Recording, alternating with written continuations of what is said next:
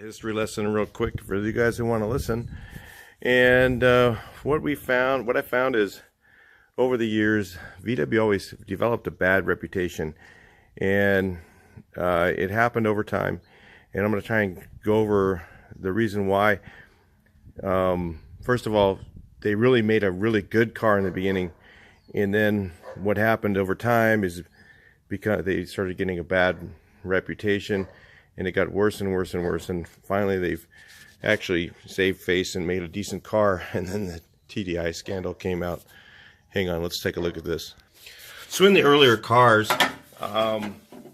they had the wiring was always the issue on these when the 60s was the wiring, and still is today. Even on the early cars, this is not a really early car, but the first VWs that came out had a really good reputation because all the wiring on those had screw connectors. So see how these are all slip-on connectors on here on the wires?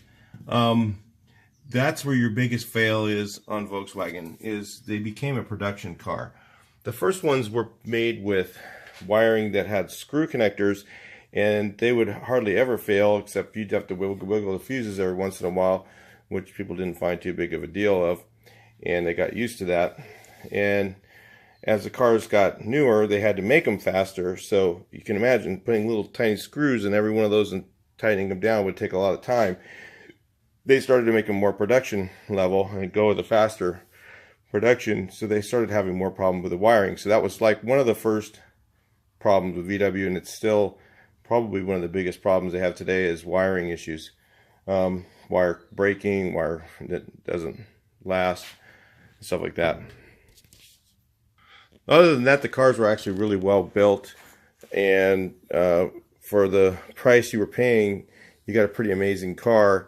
And the engineering that they had with the engine in the back and stuff like that, that stayed around for from the 50s all the way up to the 1979, when it became basically emissioned out of the business. They kept with the same design, and that's really VW. VW's done that all since the beginning. They get one design started and they keep refining it. They don't change. So in some ways that can be pretty good, and it has been for their new cars today, which actually aren't bad. I'll go over that too. So we're going to kind of go over the whole history of Volkswagen. So the other thing that happened is because they were a cheap car, people didn't want to pay for good quality parts. So when the car broke down, they would get the inexpensive cheap parts, and then this happens with most models and with most cars. Like some of the other brands like Pintos and stuff like that. They said they were junk. Well, it was because quality parts people, the owners, were cheap. They'd always buy cheap stuff and cheap things, and like EMPI came out with some really, really high quality parts back in the early days, and people didn't want to pay for it, so they got the Chinese or Taiwanese or Japan version of it. Back in that day, it was more Japanese, and the Japanese quality wasn't that great. Neither was the Taiwan stuff, and they didn't really have much China. But anyway, that was the issue then, and still today is a big part of the problem. Is parts today are terrible. So even doing your restoration, you're always having problems with the parts being bad. So anyway, so let me tell you where it got much worse. Is while the Volkswagens were still air-cooled, they really weren't a bad car. They just had some bad issues from basically owners being cheap. Then Volkswagen came out with the MK1 Rabbit, which had this kind of a look. I know this thing's not a piece of junk sitting out, and this is not my boneyard.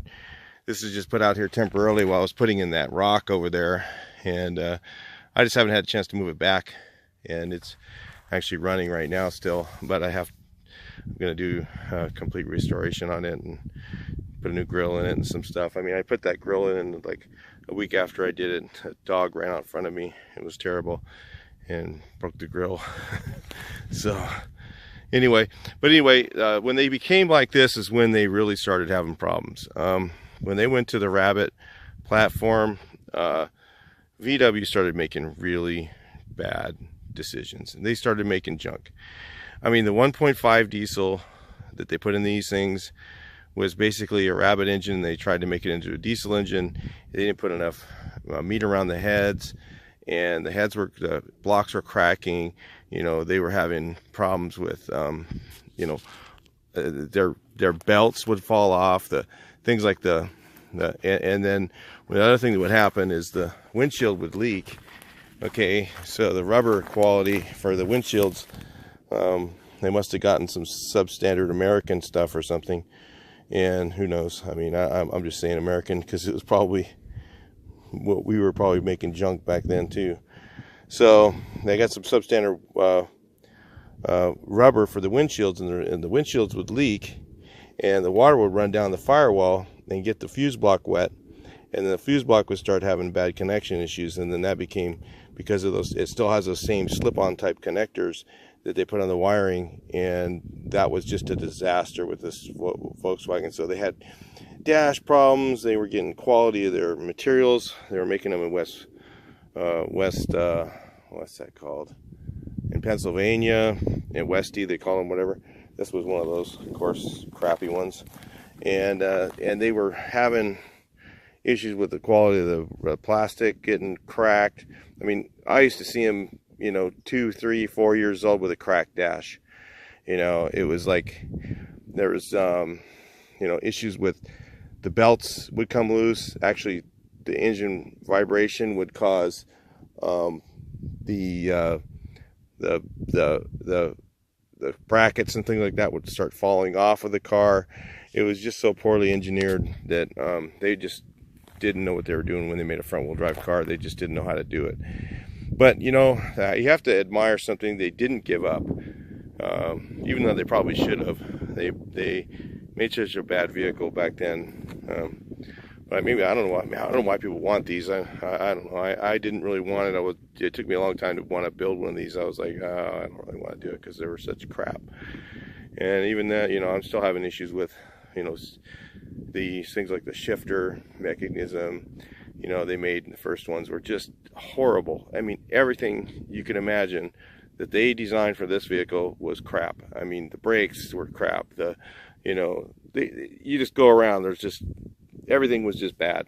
And so, but they didn't give up. They just decided that, you know, they're going to figure it out.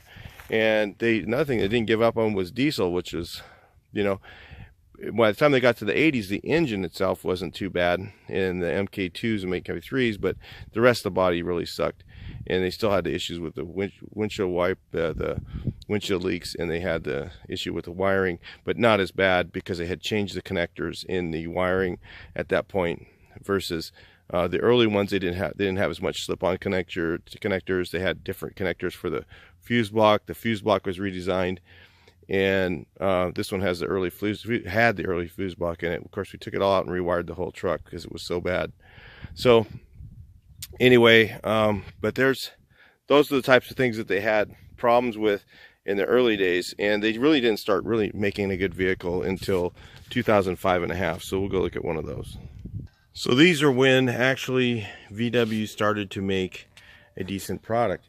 And today, even now, the new products are actually pretty well made and pretty well designed. Not too many engineering flaws. And as long as you stick with the exact German parts that were on the car, either get them at the dealer or get them from different manufacturers that make the same German spec parts. Because if you don't, that's where the issue becomes a problem. And then that's when guys say, oh, their VW sucks. Okay, so let's talk about the issues it had between the MK1, which is the little rabbit pickup I showed you out there, and this.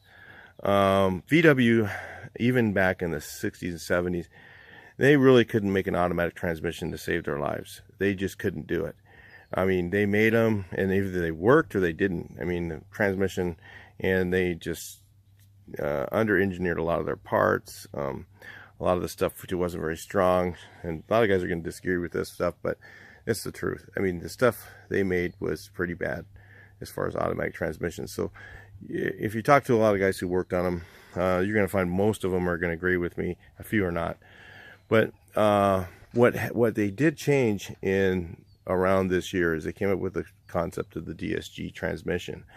And what the DSG transmission is, and this is basically the same idea that they use in Porsches, Ferraris, and all the European racing, is they use basically a stick shift transmission, which the auto stick shift in the 60s was one thing that Volkswagen did that worked well.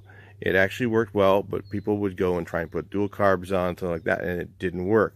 They'd say, oh, these things are junk, blah, blah, blah. When they were all original and they had them all right, the automatic stick shift worked really well, and that's sort of the same concept that they refined into the DSG transmission. The DSG transmission basically has a dual clutch system, so that when you let your foot off the brake, if you've ever driven one of these, it feels just like you're letting out the clutch at idle really slowly. And then when it shifts, it actually, the dual clutch system is electronically tuned with the computer system, which everything goes to the computer, which is kind of a pain in the ass, even the air conditioning, which is a big problem with these. But other than that, it's not too bad. It actually disengages and then matches the speed, sort of like if you've driven a stick shift car and then your clutch goes out and you're trying to shift gears in your car and you match the RPMs just right, and then you can get the shifter to go into the... Actually perfected the transmission pretty well. It's not perfect, but it's still probably one of the best ones they've ever had. Would this be a good car for everybody, these newer Jettas? And of course, this is a 2006, so it's not new. Well, and am I not going to have any problems with it? Really, it's really more of a car for someone who has some knowledge of cars. So if you don't know anything about cars, you're going to be at the dealer all the time, and it's going to be really expensive to own, and probably not the greatest deal as far as that goes, because the service requirements are very specific and very stuff that you just have to know a little bit about cars. So it doesn't mean that a person who doesn't fix their own car can't own one. It just means that you kind of got to know about the car and know about the type of stuff that can go wrong with them before you should really own one. Even the gas engines, they're pretty good. I'd stay away from the 2.5 liter, really. The 1.8T and the 2.0T aren't too bad, but 1.5 liters or 2.5 liters, I'm not sure about those. It's kind of an old concept, the 5-cylinder Volkswagen came out back in the old days, in the Quantums and stuff like that. But anyway, as far as the TDIs go, they're actually pretty good. As long as you understand on the later models that you really should, on a service interval, change that high pressure fuel pump instead of waiting for it to go bad, because when you wait for it to go bad, it can be just a disaster. You'll be wiping out the whole engine, with all the injectors and everything else. It'll be so expensive that you'll never get the car fixed again. So as long as you understand that, and nobody's going to recommend that. So there's a lot of things to look into if you were going to buy one. But as far as have they gotten better? Absolutely, they have gotten better. Are they as good as a Honda or Toyota? I think they are, but they're just different.